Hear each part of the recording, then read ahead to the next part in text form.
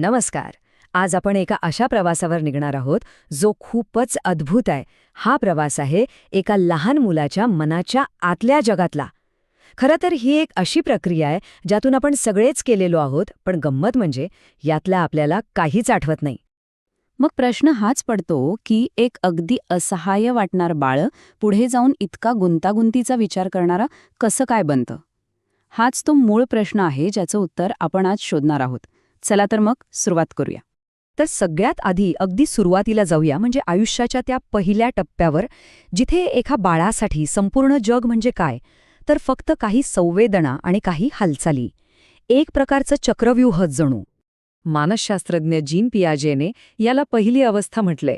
याला आपण आपल्या मेंदूची अशी समजा की एक बेसिक ऑपरेटिंग सिस्टम म्हणू शकतो. म्हणजे काय, तर सगळं काही फक्त स्पर्श करण्यावर, पाहण्यावर आणि तोंडात घालून अनुभवण्यावरच अवलंबून असतं. आता एक गमतीशीर गोष्ट बघा, आपण लहान मुलांबरोबर पिकाबू खेळतो ना, त्यांच्यासाठी तो खेळ इतका रोमांचक का असतो याचा कधी विचार केलाय? ह्याच साध्या खेळात एक मोठं रहस्य दडलंय. याचं कारण खूपच इंटरेस्टिंग आहे. लहान मुलांसाठी जी गोष्ट डोळ्यांसमोर नाही ती जगात अस्तित्वातच नाही. म्हणून लपंडावामध्ये जेव्हा एखादा चेहरा परत समोर येतो तेव्हा त्यांच्यासाठी ते प्रत्येक वेळी एक खरंखुरं आश्चर्य असतं. जणू काही जादूच झालीये. आणि याच काळात पियाजे यांनी अजून एक महत्त्वाची गोष्ट सांगितली आहे, ते म्हणजे लहान मुलं ही आत्मकेंद्रित असतात. याचा अर्थ असा नाही की ती स्वार्थी असतात, तर त्यांना असं वाटतं की जे त्यांना दिसतंय किंवा जसं त्यांना वाटतंय तसंच सगळ्यांना दिसत असेल आणि वाटत असेल.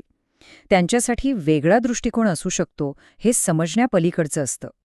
बरं, आता थोडं पुढे जाऊया. जसं जसं वय वाढत जातं तसतसं मुलांच्या मनात एक नवीन, खूप शक्तिशाली साधन अनलॉक होतं. आणि ती साधन म्हणजे तर्क, लॉजिक. या टप्प्यात मुलं तार्किक विचार करायला लागतात, पण त्यांचा विचार अजूनही अशाच गोष्टींपुरता मर्यादित असतो ज्या ते पाहू शकतात किंवा स्पर्श करू शकतात. म्हणजे अमूर्त कल्पना, जसे की न्याय किंवा स्वातंत्र्य, या गोष्टी अजूनही त्यांच्या आकलनाच्या पलीकडच्या असतात.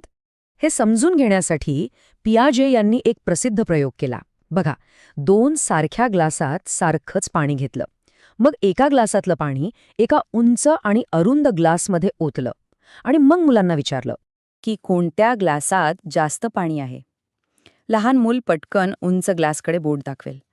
पण ज्या मुलाच्या मनात तर्काची सुरुवात झालीय त्याला हे कळतं की फक्त भांडं बदलल्याने आतल्या द्रवाचं प्रमाण बदलत नाही. तो मानसिकरित्या ती क्रिया उलट करून बघू शकतो. ही एक खूप मोठी वैचारिक झेप आहे.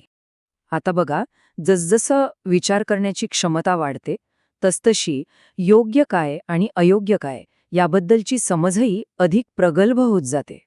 लॉरेन्स कोहलबर्ग नावाच्या मानसशास्त्रज्ञाने यावर खूप छान काम केले. त्यांनी म्हटलंय की आपली नैतिकता एकाएकी विकसित होत नाही, तर आपण जणू काही एक शिडी चढत असतो. सुरुवातीला स्वार्थ आणि मग हळूहळू वर चढत वैश्विक तत्वांपर्यंत. ह्या नैतिकतेच्या शिडीचे मुख्य 3 टप्पे आहेत. पहिल्या टप्प्यावर आपण शिक्षा टाळण्यासाठी किंवा बक्षीस मिळवण्यासाठी नियम पाळतो. दुसऱ्या टप्प्यावर समाज काय म्हणेल, लोकांना काय आवडेल याचा विचार करून वागतो. आणि तिसऱ्या, सर्वात उंच टप्प्यावर काही लोक स्वतःच्या सत्स्व विवेकबुद्धीनुसार आणि नैतिक तत्वांनुसार वागतात. पण यात एक धक्कादायक गोष्ट आहे. कोहलबर्ग यांच्या संशोधनानुसार जगातले बरेचसे प्रौढ लोकसुद्धा या शिडीच्या दुसऱ्या टप्प्याच्या म्हणजे पारंपरिक अवस्थेच्या पुढे जातच नाहीत. त्यांचं आयुष्य समाजाच्या नियमांनुसारच चालत राहतं. चला आता या सगळ्या सिद्धांतांच्या मुळाशी असलेल्या एका सर्वात मोठ्या आणि मूलभूत प्रश्नाकडे वळूया. हा तोच जुना वाद आहे, निसर्ग विरुद्ध संगोपन. म्हणजे आपण जे काही आहोत ते आपल्या जन्मामुळे, आपल्या जीन्समुळे आहोत, की आपलं बालपण, आपले अनुभव आणि आपलं वातावरण आपल्याला घडवतं? प्रसिद्ध तत्वज्ञानी जॉन लॉक यांचं एक वाक्य आहे. ते म्हणायचे, मुलाचं मन म्हणजे टॅब्युला रासा, म्हणजेच एक कोरी पाटी. याचा अर्थ आपण जन्माला कोरे येतो आणि आपले अनुभवच आपल्या व्यक्तिमत्वाची कहाणी लिहितात. हा झाला संगोपनाचा दृष्टिकोन. पण आजचं विज्ञान आपल्याला काहीतरी वेगळं सांगतं. आता हे स्पष्ट झालंय की हा वाद हे की ते असा नाहीये.